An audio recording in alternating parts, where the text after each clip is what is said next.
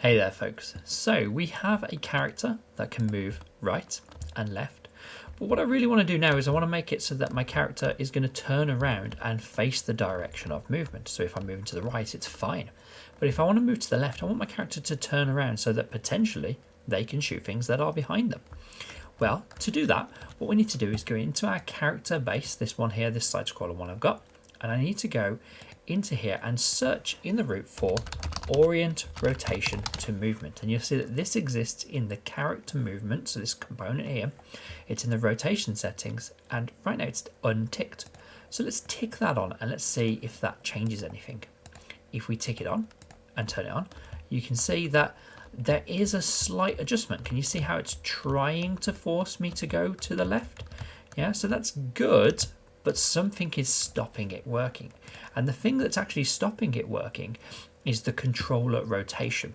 So again, let's just go into here and let's look for controller, and you'll see that use controller rotation yaw is turned on in our pawn. This isn't in the character movement component. This is a setting that is defined by this being a pawn. So all characters are pawns. And if I untick that and now go back, what we'll see is our character rotates round. Now, that's great. They are rotating round to face the other way, but the whole world is rotating around with them. And also, they're taking a very long time to rotate around. That's not going to be the greatest in a 2D game. Yeah, and I don't want to end up like this. I mean, you could form some kind of game mechanics out of this, but really I want it to be very, very snappy with that. So let's sort the rotational speed first. And the rotational speed is very quick and very easy to do. We're going to, again, go into our character and search for rotation. We don't want the actual sprite rotation. We want to get the rotation rate that exists in our character movement. Now, by default, this is 360 degrees around that Z-axis. And I would say let's just increase it a little bit. But honestly, I'm just going to show you what happens. 3,600, I've timed it by a factor of 10. It's quick, but it's still not fully there. Right? I go over here and you can still see it flips round, flashing up there for a moment. So this is where you need to just be ridiculously big. And I'm just going to put, how many nines have I got in there? That's like 6 or 7 nines, maybe 6 is enough, we'll see. Something ridiculous, and that should pretty much be instantaneous. Yeah, no flashing there of the view. Can you see that? It doesn't flash at all the side view, but it is still rotating around our camera. So how do we fix that? Well, what you've got to think about with this is that when we are playing, so let's just press play, and I'm just going to press F8 for a moment. You can see that this is obviously viewing our character from this camera placed over here. Now, if I press F8 and I just snap this round and press F8 again just to snap out, you can see that now the character, think about this rotation, the character has gone around 180 degrees to face the other way, but the things that are attached to them, so the spring arm and the camera at the end of it, they have also rotated around with it, because everything that is a child of that character also did the rotation.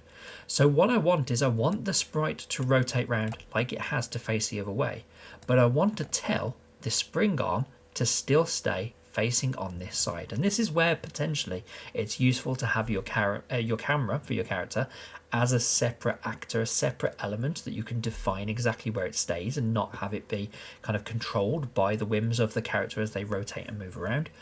But for now, just to fix it in this issue, what we're going to do is we're going to find our spring arm, and in the rotational options, so I'm just going to find all of our options here, you'll see that our spring arm has a transform section where it has the location, the rotation and the scale. So it has a location value assigned to it.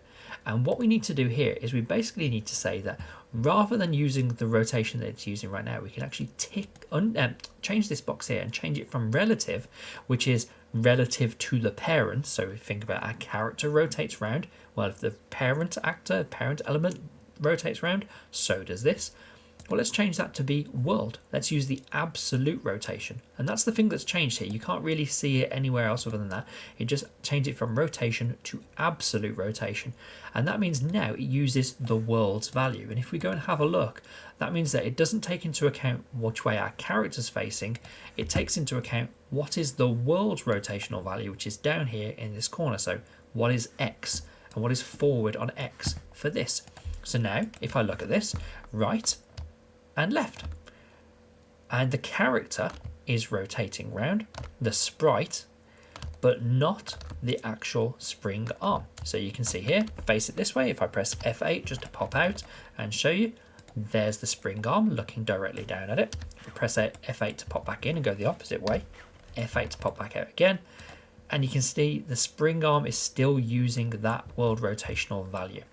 So that allows us now to have the ability in our character to move right and to move left. Obviously, now we need to start fixing the issue that he's just looping the attacking animation, but because he's actually moving, now we can start using that as a decision for when and how we go from an idle animation to a walking animation. Thanks for watching, folks. If you enjoyed this video, then please consider subscribing to access more of my Unreal Engine content.